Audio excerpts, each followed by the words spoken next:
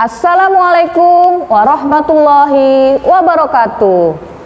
Bertemu kembali dengan saya, Ibu Siti Tienti Wahyuni Nasution, Magister Pemikiran Islam dalam bidang studi Sosiologi di SMA Islam An-Nizam, Medan. Apa kabar anak-anak? Semoga semua dalam keadaan sehat walafiat, tetap semangat belajar sosiologi, karena sosiologi wonderful. Tahap resolusi konflik. Secara empirik, resolusi konflik dilakukan dalam 4 tahap. Tahap pertama masih didominasi oleh strategi militer yang berupaya untuk mengendalikan kekerasan bersenjata yang terjadi. Tahap kedua memiliki orientasi politik yang bertujuan untuk memulai proses reintegrasi elit politik dari kelompok-kelompok yang bertikai.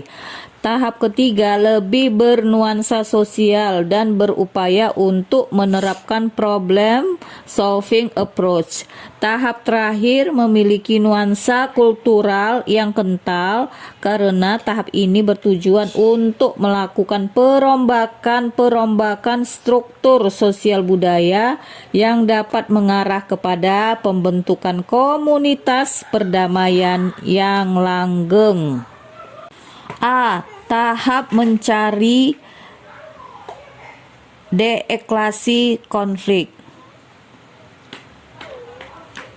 Di tahap pertama ini, yaitu di tahap mencari deeskalasi konflik, konflik yang terjadi di sini masih diwarnai oleh pertikaian bersenjata yang memakan korban jiwa, sehingga pengusung resolusi konflik berupaya untuk menemukan waktu yang tepat untuk memulai atau entry point proses resolusi konflik. Tahap ini masih berurusan dengan adanya konflik yang bersenjata, sehingga proses resolusi konflik terpaksa harus bergandengan tangan dengan orientasi militer. Proses resolusi konflik dapat dimulai jika mulai didapat indikasi bahwa pihak-pihak yang bertikai akan menurunkan tingkat eskalasi konfliknya. Tahap 2 yaitu intervensi kemanusiaan dan negosiasi politik.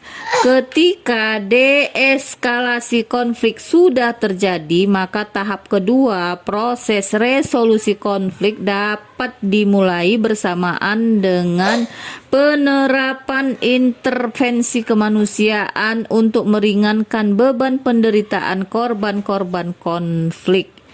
Intervensi kemanusiaan tersebut dapat dilakukan bersamaan dengan usaha untuk membuka peluang atau entry diadakannya negosiasi antar elit. Dengan demikian dapat dikatakan bahwa tahap ini kental dengan orientasi politik yang bertujuan untuk mencari kesepakatan politik atau political settlement antara aktor konflik. Inilah yang merupakan tahap kedua ya, namanya intervensi kemanusiaan dan negosiasi politik.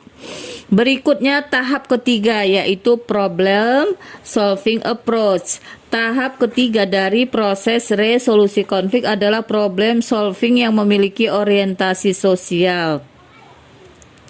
Di tahap ini diarahkan menciptakan suatu kondisi yang kondusif bagi pihak-pihak antagonis untuk melakukan transformasi suatu konflik yang spesifik ke arah resolusi.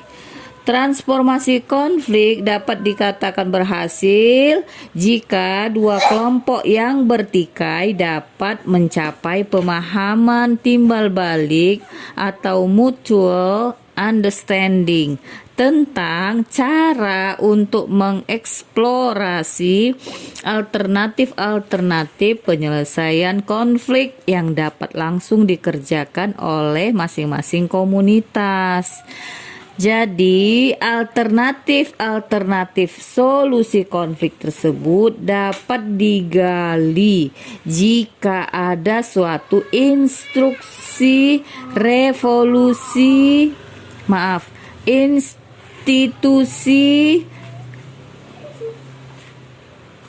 resolusi konflik yang berupaya untuk menemukan sebab-sebab fundamental dari suatu konflik.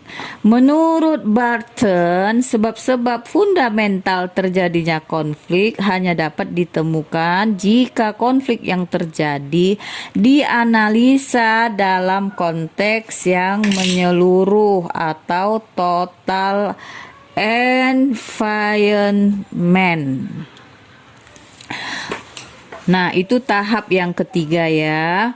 Nah, yang tahap keempat atau tahap terakhir adalah pitch building. Tahap keempat adalah pitch building yang meliputi tahap transisi, tahap rekonsiliasi, dan tahap konsolidasi. Nah, sekarang kita bahas ya nak tentang pelaksanaan resolusi konflik. Menurut Forsyth, ada beberapa metode untuk melakukan pelaksanaan resolusi konflik sehingga dapat mengubah anggota kelompok yang berselisih menjadi sebuah perdamaian dan penyelesaian yang akur. Di antaranya sebagai berikut. Yang pertama, komitmen menuju negotiation. Di sini konflik dapat muncul ketika anggota di dalam kelompok merasa yakin dengan posisinya dan tidak ada keinginan untuk mengalah satu sama lain. Namun konflik itu dapat diredakan ketika anggota kelompok memutuskan untuk bernegosiasi untuk mencapai kesepakatan yang dapat menguntungkan seluruh pihak. Negosiasi adalah proses komunikasi timbal balik yang dilakukan oleh dua orang atau lebih untuk mencari tahu masalah-masalah secara lebih spesifik, menjelaskan posisi mereka, dan saling bertukar gagasan. Negosiasi terkadang lebih dari sekedar tawar-menawar atau saling berkompromi. Berikutnya, tahap B, misperception menuju understanding. Nah, untuk pelaksanaan resolusi konflik yang bagian B ini yaitu misperception menuju understanding. Di sini konflik seringkali terjadi karena kesalahpahaman. Orang-orang sering menganggap bahwa orang lain ingin berkompetisi dengan mereka. Namun pada kenyataannya orang lain tersebut hanya ingin bekerja sama dengan mereka. Mereka mengira ketika orang lain mengkritik ide-ide mereka, orang lain tersebut sedang mengkritik mereka secara personal. Mereka percaya bahwa motif orang lain tersebut adalah untuk menguntungkan pihak mereka. Anggota kelompok harus menghilangkan pola pikir seperti itu dengan cara berkomunikasi secara aktif terkait motif dan tujuan mereka di dalam diskusi. Komunikasi dapat membuka peluang anggota kelompok untuk saling percaya, namun itu juga dapat menjadi bumerang bagi kelompok dengan adanya curahan hati dari anggota kelompok yang menunjukkan kebencian maupun ketidaksukaan pada anggota lain. Yang ketiga, strong tactics menuju kooperatif taktis. Ya, bagian C. Nah, di sini ada beberapa cara anggota kelompok untuk mengatasi konflik mereka. Nah, di sini teknik yang digunakan untuk menyelesaikan konflik pada dasarnya ada 4 kategori ya. Yang pertama avoiding. Di sini pada dasarnya taktik ini adalah usaha untuk menghindari konflik tersebut dan berharap konflik itu akan hilang dengan sendirinya. Orang-orang yang mengadopsi taktik ini biasanya menghindari meeting, mengubah bahan pembicaraan ataupun keluar dari kelompok tersebut. Yang kedua, yielding. Anggota kelompok dalam menyelesaikan masalah yang besar maupun kecil dengan menyerahkan keputusan kepada orang lain. Setelah melalui proses diskusi dan negosiasi, anggota kelompok merasa gagasan mereka salah dan akhirnya menyetujui gagasan anggota kelompok lainnya. Yielding biasa terjadi akibat pola pikir anggota yang berubah dan setuju dengan pendapat lainnya ataupun tekanan yang ada dalam diri mereka. Yang ketiga, fighting. Di sini pada sejumlah orang mereka ingin menyelesaikan konflik dengan memaksa anggota lainnya untuk menerima pandangan mereka. Yang keempat, cooperating. Di sini anggota yang mengendalikan kerjasama dalam mengatasi konflik cenderung mencari solusi yang dapat diterima semua pihak. Mereka tidak memaksakan kehendak dan kompetitif. Alih-alih mereka menunjukkan akar dari permasalahan dan mencari solusi yang tepat untuk masalah mereka. Orientasi ini disebut sebagai win-win solution karena menganggap hasil yang menyangkut orang lain merupakan hasil mereka juga. Metode avoiding dan fighting dianggap metode yang negatif karena berpotensi melahirkan konflik yang baru dan membiarkan konflik yang ada sehingga tidak terselesaikan. Di lain pihak, metode yielding dan kooperatif merupakan metode yang baik dan menghasilkan solusi yang dapat diterima semua pihak. Sedangkan metode fighting dan kooperatif merupakan metode yang aktif karena adanya usaha nyata untuk menyelesaikan konflik. Sedangkan metode avoiding dan yielding merupakan metode yang pasif. D. Upward menuju downward conflict spirals. Ya, kerjasama yang konsisten di antara orang untuk jangka waktu yang panjang dapat meningkatkan rasa saling percaya. Tetapi ketika anggota kelompok terus bersaing satu sama lain, rasa saling percaya akan menjadi lebih sukar dipahami. Nah, yang ke E, many menjadi one.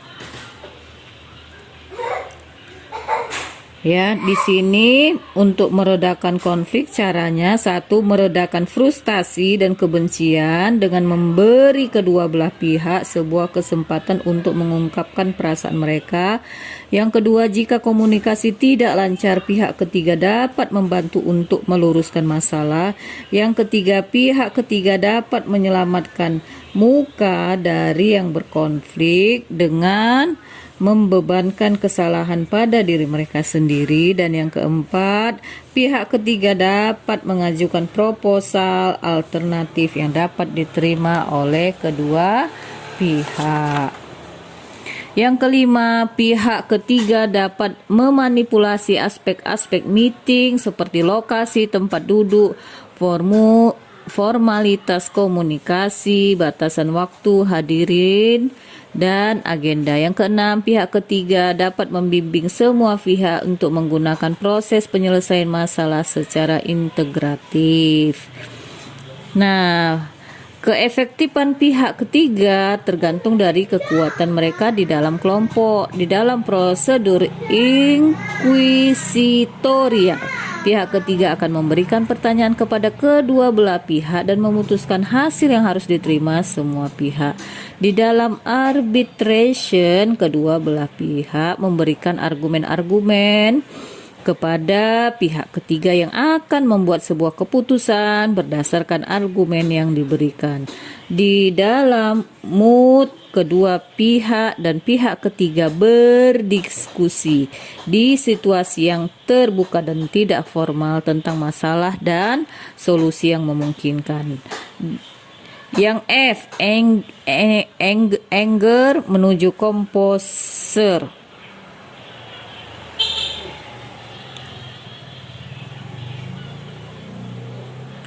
Di sini, ketika keadaan memanas, anggota kelompok yang bertentangan harus mampu mengontrol emosi mereka. Metode yang efektif untuk mengontrol emosi adalah dengan berhitung 1 sampai 10 atau menyampaikan humor atau lelucon di kelompok.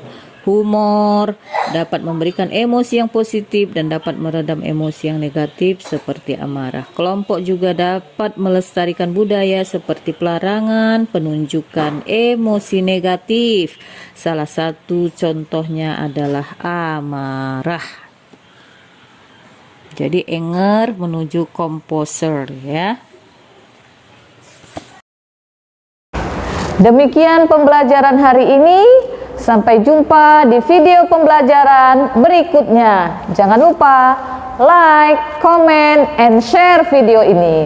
SMA Islam An-Nizam, unggul, cerdas, Islami. Assalamualaikum warahmatullahi wabarakatuh.